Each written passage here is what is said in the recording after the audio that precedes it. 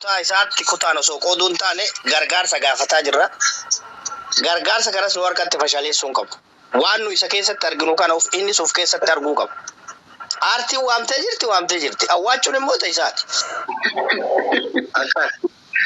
Kanaaf nama aartiin waamtee ani lakke aartiin na waamne jedhee keessaa dhiibamuun kuni kufaatii aartiiti. Kuni dhugumatti waan hin taane akkuma reefu asliin jedhe san inni diduun sirriidha. Amma inni maaliif an akkana keessa hin jiru jechuun adabaaf jechuun sirriidha. Nu immoo keessatti agarraa nama kana gargaaruun dirqama. Waan amma jenni kanarra gad dhaabannee haa gargaarru. Ani amma sirna dimokiraasii qabu. Ati qorataa yaadatti kalaphee nama yaada nama aayidiyaa nama istireejii godhuatti. Xumuree osoo bahee hoo kiingi osoo xumuree hoo akkam yaada xumuru yaada kan osoo xumuree gaariidha. Sillee fayyadamullee fayyada. Amaan billahi ibsaa kana na tolin suuqiin mana balleessa na tolin suuqiin na suuqii jedha. Hagaan daqiiqaa 5 isin bira turan. Kanaaf yaada kiyyaanillee xumuree baya sheekam Kingi Kamal sa'aatii kanatti ati makiinaa keessa teentee shaawurmaa birrii 5 bitachuu hin qabdu. Kuni kufaatii kenna. Ummata Oromooti jedhu ummata Oromoo. Kufaatii ummata Oromooti. Assalamu alaikum. Waan tokko yaadadhe. Assalamu alaikum warahmatullahi. Waan tokko yaadadhe. Salaam. Ukkamamne Sheikh Kamal me obsara.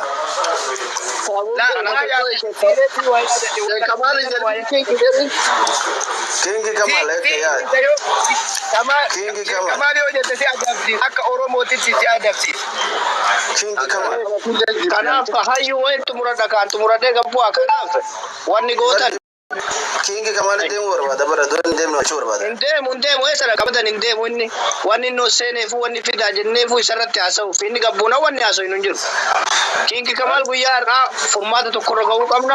Asli waan jira lafa taa'ee waan tokkorratti gabbuu qabna gargaaramuu qaba. Namni kun karaalee hundumaanuyyuu ifamuu qaba. Karaalee hundaanuu karaalee diinagdeen haa ta'u karama walaloo kennuufin haa ta'u yeedalloo itti himuun haa ta'u namni danda'e moo meeshaa walitti rukutamu meeshaa hooma danda'anirraa kilaasikaalii warri dha'uu danda'u itti hirmaatee nama kana bakka tokko aartii isaa utubee dhaabuu qabna.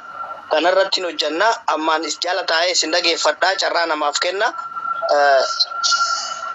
Yaanni keessan gaariidha jechuu fedha galatooma. Godooyu cinqamte.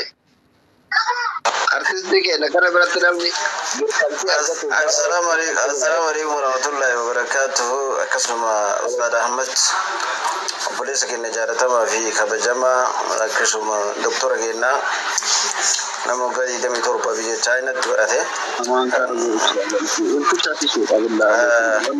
Baga jiraatte adilleeni akkasuma miiki obboleessa kiyya Amaan Kaargo akkasuma Kingi Jamal Kamal baga jiraattan jecha dheengadda kana jaba asirratti turree manuma Amaan kana keessatti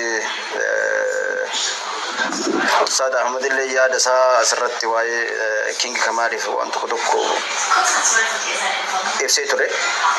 Kingi Kamaliif bilisatti guyyaa san fudhatee wantoota akkasii illee irraa akka yaaduu qabu kana booda ibsee ture. Achaas waan deebi'ee sooshaal miidiyaa irratti nagarre gara kiyyaan jechuudha. Ustaad Kamal garuu dhimma akkasii sanirraa akka if qusachuu barbaadu yeroo sanitti fudhatee ture. Amma hin beeknu amma tun garuu naaf haarawaa tan agartee sagaleen isaa faa qophaa'u Jibriil jechaa jiru kun sagalee naa qophaa'uu fi warroonni orgaana dhahuu danda'anii warroonni bakka adda addaatti dandeettii adda addaa gara sagalee yookaan orgaana fi wantoota adda addaa dandeettii kaameraa waraabuu namoonni qabdan Kamaliif qophaa'aa jechaa jira. ibsa shamuutu godhe. Waan haarawaa jechuudha. Kanaaf Ustaad keenya Kingi Kamal yoo waan akkasitti deebi'e dubbii addaati. Yoo itti deebi'uu baate garuu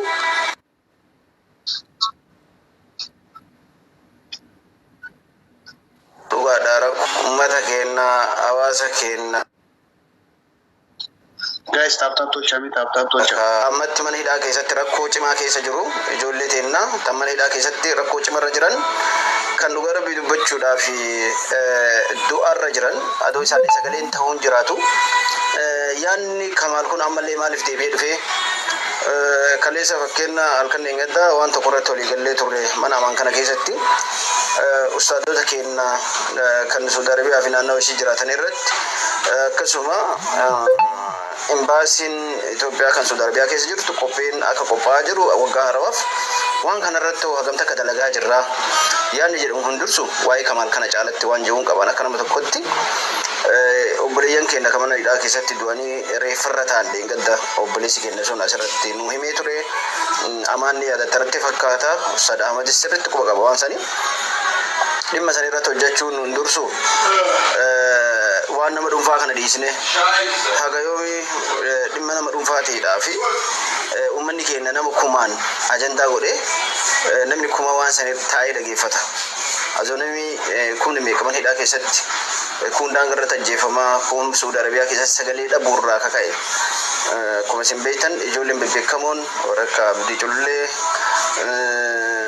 nama hedduudha warroonni agartee dhugaa rabbii dubbachuudhaa fi caaltu namoonni hedduun ijoolleen baay'een isaanii warroonni saba kanaaf sagalee ta'aa turanii uummata kanaaf waa hedduu godhaa turan mana hidhaa keessatti dararamaa jiran dhugaa dubbatuudhaaf hedduu isaanii waan walanii dabanii mana hidhaa keessatti reeffarra ta'aa turan ilmaan xixiqqoon haadhaa fi maatii wajjin mana hidhaa keessa jirtu hedduu jira jechuudha akka qaamni isaanii gara qaama namarraa gara biratti jijjiirame kanaaf sagalee ta'uun nu barbaachisu yaadeeluun qaba dhiifama ajandaa keessanirraa ajandaa biraatti ba'uu kiyyaaf na uffachaan jira.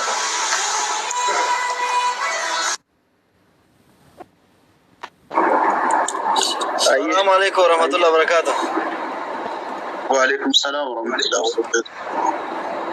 Akkasi doktorri maal ta'an sagalee isaanii dhageenye hundi keessanuyuu obseshaallee hayyullee asirratti wanni jechuu barbaadu obboleessa kiyya yaannati kaafte yaada bareeda yaada kuus qabu iddoo kamittu kunillee immoo Oromoon akka jettutti gaggaba du'a injifata jedhani nama du'eerra ka gaggabetti birmatan jedhani amma sa'aatii kanatti sa'aatii ammaa kanatti qaallichis kunillee miidhamarra jira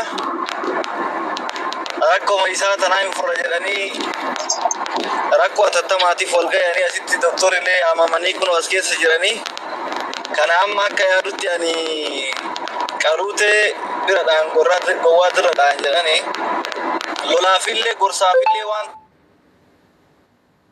egaa muuziqaa baasuuf warroonni walaloo dandeettii walaloo qabdan akkuma jedhamu itti jabaadhaa achi keessa immoo waa'ee ijoollee suudii kana akka walchora waan amma hayyuun dubbate kan gizee barreessite waa'ee ijoollee suudii kana keessa oolchaa akkasitti kennaafiin tun yaadachiisa caasuudhaan immoo mallaqallee warri gooftani mallaqalleen gargaara dhuguma shaarumaa nyaataa jaartii hojiin isaa nyaatu nagarree isaa kanallee akkinni as beesaa gahaa bitee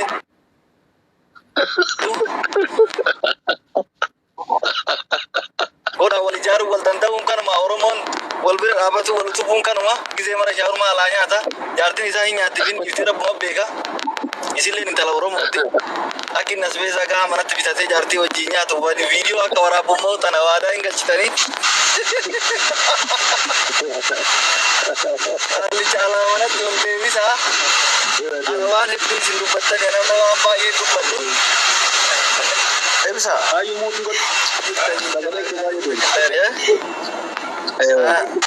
obbo Ibsa namichi Kingi Kamaal qaada jaartii dhadda godaane sarakasitu waddaa jechuu barbaada kada singiliidha namichi faazar singilii waan ta'eef alaa nyaata. Artisti keenya deemuu baatanii na ajaa'iba waan si ajaa'ibu odoo haga ammaa jala teessiinuu na ajaa'ibdi walla artisti keenya yeroo dubbatan jechoota artisti keenya xiqqeessu eeggataa haasayaa jira. Allah ani jaartiin isaa dawwaltee natti himte barakka eeggataa addaan deemaa jira nomaa dadhabe alchaal kutim jette bakka edaa kana shaawurumatti baase amma dhugaan ta'e haa baatu abbaanillee dhiise amma asli waan si jedhu Irfaan haasofni akkanaa kun araadaa gala malee beeyta nama waa beekuu gala malee kaan hin galu beeyta nama waan beeku akkuma kana faaruu itti fakkaateetu waan kolfaa wallahi akka hayyuun nama garafutti garaftanii garuu immoo maal godhare hakim bakka odoo inni beeki waa hedduu irraa barata waan hagammaa haasa'ame kanarra garuu immoo wanni irra guddaa waan na jedhu bishaan Qatar dhiisanii kaafee waraabbatan jedhanii warri fooloo guddoo qabdanii fi warri beekamtii qabdan wallahi dhuguma isin jedha namicha kana seef godhuu yaalaa jira namicha kana seef godhuu yaalaa jaartii tanallee addaan deemu tabiraa itti fuudha jiikota taatu meeqa akkatti isin dabbaa laalaa bultan isinuu rabbuu maal isin jedha yoo inni jaartiin adda deemee adda ta'a wakkatti isin taani jaallalaa taan of biraa qabaataa inni adda taa'uun kunillee sirrii fi jaallicha kana barbaade fooloo Maati jammare waan gaarii irratti akka hojjetu. Ibsisha gaafa inni artistii ta'e shamarran ta'e ijoolleen Oromoo artistootan jaalatan akka malee du'anii kaanii si gadaamti. Gaafsan inni nuti barbaade ofii nuuf uffata. Hadisa dubbinte hadisa wallahi gattaate bakka sallallahu dhabde malee ila waan isin jedhu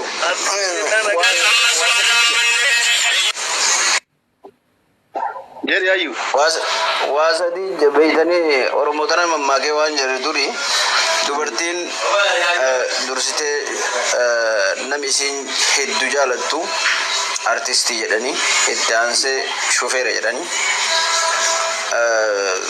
taasise tokko kamii badi garuu dubartii wanni isiin jaalattu nama sadeen kana jechuudha nama lama artistii shufeera namni hunda dura argatu abbaa qabeenya leemmee akkasuma raabdi garuu kuma jira garuu